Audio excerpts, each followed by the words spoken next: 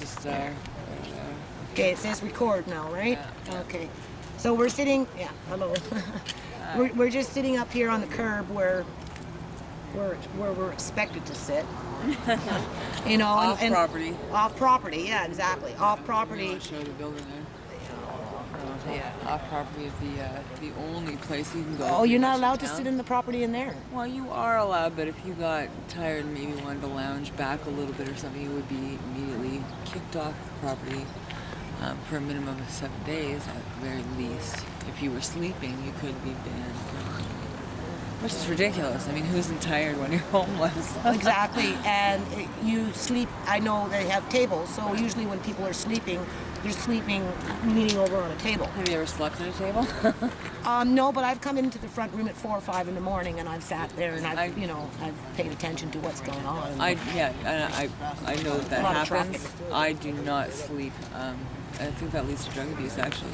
Oh, I yeah. don't sleep at night because I cannot sleep at a table. I will you're a not woman, sleep too. at a table. And being And a you're woman. more at risk. And thank you. Yeah, like what am I supposed to do? Wander around or sleep maybe on a park bench somewhere at nighttime, or somewhere where maybe there's some light, but there's no people, and what, be assaulted because I'm a woman and I'm out there alone. No thanks. So I just stay awake all night. Sometimes I sleep during the day in public settings. It's annoying because you're tired and you want to rest. So it's hard to recover. You never recover. Never recover. Never. Your body's constantly going, constantly on alert. Yeah. Exhausted. And then even the recovery houses, from my understanding, there isn't any for women. You're talking about drug addiction recovery houses. Those types of recovery houses are they are available, but you have to be careful what you refer to as recovery house as well.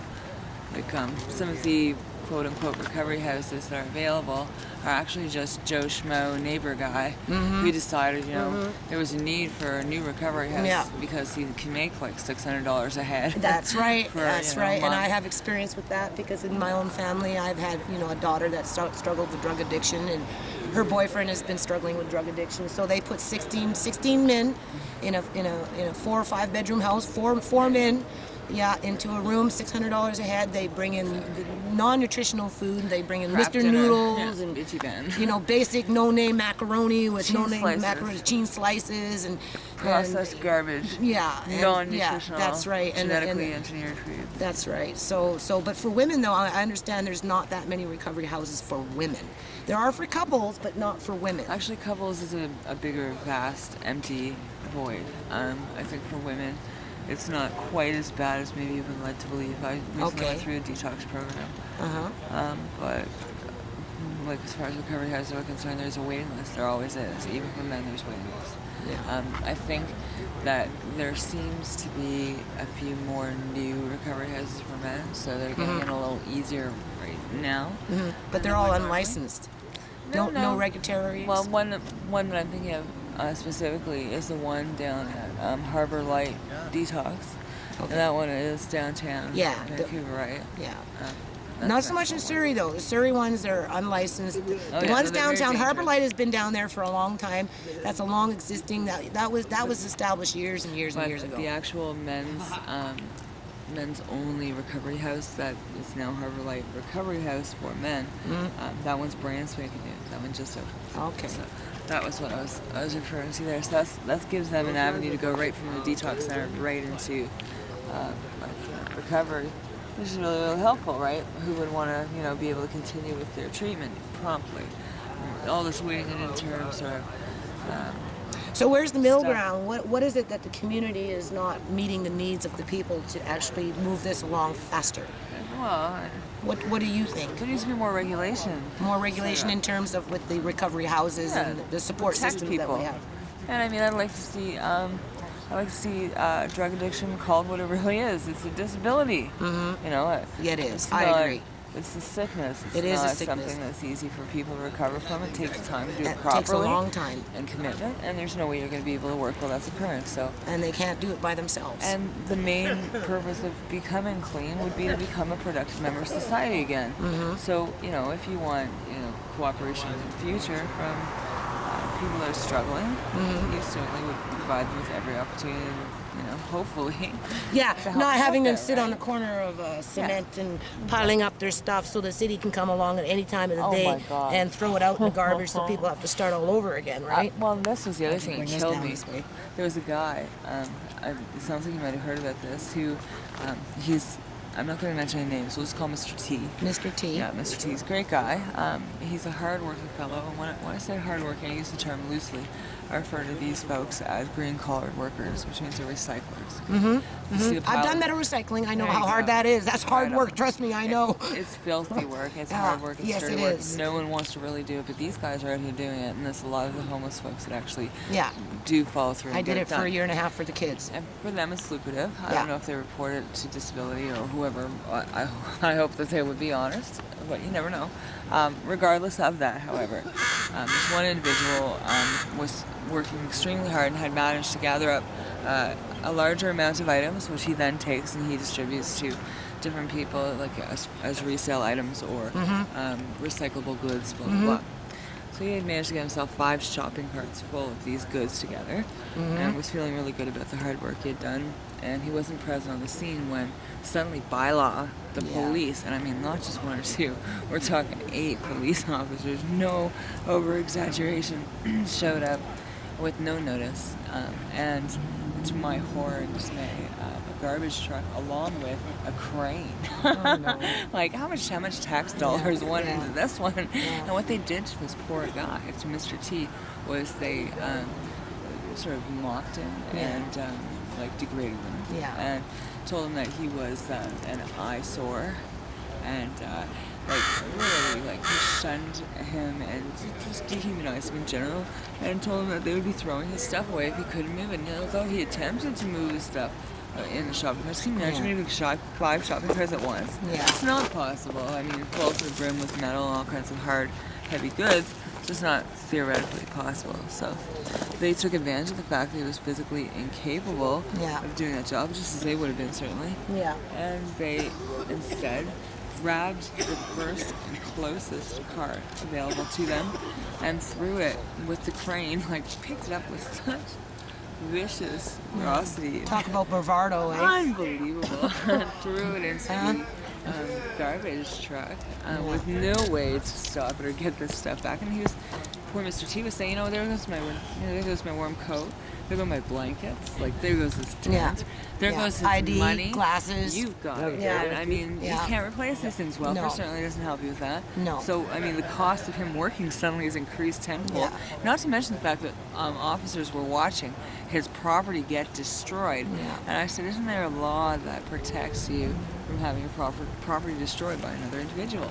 This is American politics. I can tell you that right now. It shouldn't be American. I mean, I know, in we're Canada. Canadian. We're supposed to But care this about is- each other and yeah. help the poor and stuff Yeah. like that. Straight. Instead, we're using police and law enforcement agencies to work to the advantage of big business and people that can make money from misery. That's right. Which is pathetic. Yeah, and you're like my left arm here. Because you're a smart lady, you know exactly what you're talking about. Unfortunately, all too well, because Yeah. I'm in the same It makes boat it as harder. everyone else. I just choose to not sort of throw myself into the forefront. Mr. T is unfortunately referred to as number 1 by the police, and that means number 1 most wanted eyesore, which is pathetic. And our other friend, Mr. J, he's sadly number 2. So this I'm an kind of independent thinking soldier. backwards sort of I'm independent Joe. ignorance. It really is ignorance. Just astounds me. Yeah, and it just Look kind of at keeps you, the it's cycle like- going. It It doesn't break. does. It doesn't break the They cycle. They don't want to stop. They want to perpetuate it so they make as much money of their misery as possible, keep them where they expect. And that's why we're all grouped together here on the sidewalk. We are all exactly where they want us to be, in plain sight, without any extra baggage, because we have enough of that personally. And, trapped perfectly, exactly how they want us. Standing in line, getting a welfare check every Welfare Wednesday. Yeah, and then beat you up for getting one. Yeah, predictably so. Also, I don't know if you've heard about the methadone entrapment thing. My daughter's on methadone, so I'm well aware. She was a methamphetamine addict for over 6 years. Yeah, she's not an Then opiate she addict. became a heroin addict, and then she got onto methadone, and then she got pregnant, And I'm one of those moms that's been chasing her around for 11 years, so I never gave up on her, right? for you. And now Unconditional love is the end. she's got her baby with her, and she's still on methadone. That's okay. But she's doing much better. But I'll tell you, as a parent, if I wouldn't have stepped up and not gave up, I don't think she would have made it. No, she certainly wouldn't have made it. That's just it. That and this is where also too there's a big problem because a lot of parents are not coming out here and doing what they need to do because they're disappointed in their children. Get over yourselves. And you need That's to, social you know, status that they're worried about. exactly. Nothing Yeah. else. So you know, Not worried about when you give birth to a child and you make that commitment to the child, you know, even at 22, 23, whatever. My daughter started with her drugs at 12. It doesn't matter. She's open know. with you, then that gives her a chance of survival, right? Which is all you can hope for. You got to keep them hanging on long enough to get them out of it. That's it. But many times I've had to go into crack houses and bang on the door and say, "Give me back my daughter." At least you did it. Well, that's the thing. It took a lot of strength Yeah, for you. yeah, You know, you yeah. can't let them And I would do it stop. again. If she went back in that direction, I would do it Good again. for you. So, But she, as I just said, she succeeded in getting out, and I think you have the answers there. You did it, and you did it successfully. A lot of these agencies never see that kind of result, and the reason is because they don't have the unconditional devotion. no, and they don't really fight to bring better improvements. Like, there is no reason why we couldn't have a small garden out here other than, Filled it with stone on purpose. oh, I know they did. Yeah, yeah. Oh, I was ready to go to jail for this thing when we had it. Yeah, tear down trees. Man. Yeah. This is like an eyesore. Yeah. They're talking about I know. eyesores. I People know. shopping carts trying to make a living as eyesores. Human beings are Yeah. eyesores. But this disgusting lie. Well, myself, our time's running out here, but myself, I'm going to have to chop this up into pieces, but myself, what I'd like to see is an area where, for people that do want to do metal recycling, that type of thing, where we can provide some services for them to do it in a manner that's, you know, doesn't leave refuse behind, where they can wash their hands, and there, you know, there's sanitary, clean, just there's a system in place to help them to do what they like to do, I or think- want I to think do, they're- or choose to do. Yeah, it'd be really great if the community would build a little walk-in tech shop of some sort, right? I agree. Something you could fix your stuff at, That's like right. bicycles and Yeah, things like that. yeah. You see a lot of that around here. Yeah, Something where or you do could trade of certain float goods that they glass or find, or whatever, fix things, whatever. You yes, see. because a lot of these people out here do want to work. It's just that their skills are limited to certain things that we do not value in our community. Which is very sad Well- because I mean they're good at what they do and they have Yeah. something to offer that's maybe a little more on the Yeah, fringe. yeah. But it doesn't mean it's less valuable. Yeah, I lived in an apartment building, and I recycled metal for a year and a half to buy some stuff for the kids. And I took apart TVs, computers, vacuum cleaners, VCRs, washing machines. I did it all, and stripped wires. I did it all for a year and a half. And this was stuff that was going in a garbage bin. That wasn't supposed to be going into a garbage bin. At the end of the day, I had my haters. They called me a garbage picker. But you know what? The kids got hockey nets. They got food. They got stuff like that they needed. Yeah. Sir, So- you keep throwing away all your great garbage, sincerely. Like, I can't believe the things you guys throw out. Brand new watches, all kinds of expensive items I can never Well, imagine. that's being in between the garbage. haves having too much Do it. and the haves not having not enough. You know what? God bless you because it keeps the God bless you, too. garbage picking stuff Okay, alive. do the hand here. Yeah, Where are you? Can we do it? Well, let me just hold on. Maybe I'll just hold it. And bring it down like there. Oh, We yeah? go. Okay. All right. Thank you very much. Yeah, thank you too. I Nice to appreciate meet it. you. All right. Pleasure. Okay.